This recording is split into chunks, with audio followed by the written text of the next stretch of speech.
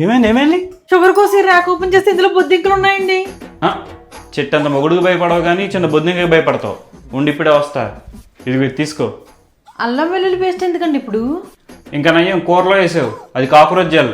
నీకు ఈ రోజు కనపడ్డే బొద్దింకలు నేను 2 రోజుల నుంచి చూస్తున్నా, అందుకే ఫ్రెండ్స్ సజెస్ట్ చేస్తే ఆర్డర్ చేశా. ఇప్పుడు ఏం చేయాలండి దీంతో? అదా బొద్దింకలు కనపడతాయి కదా, వాటిని తీసుకొని వాటికి తినిపించడమే. లేకపోతే కార్నర్స్లో అప్లై చేయి.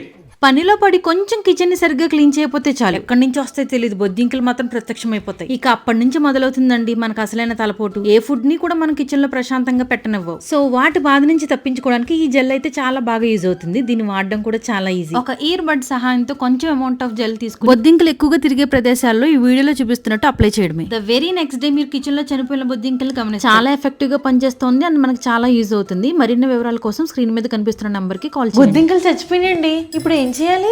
శనగపిండి ఉందా? ఉంది. అయితే పకోడీ వేసుకుని తిను. ఏం చేయాలంటే ఏం చేయాలి? పకోడీ వేస్తుంది వెళ్ళు. నాకు కూడా కావాలి.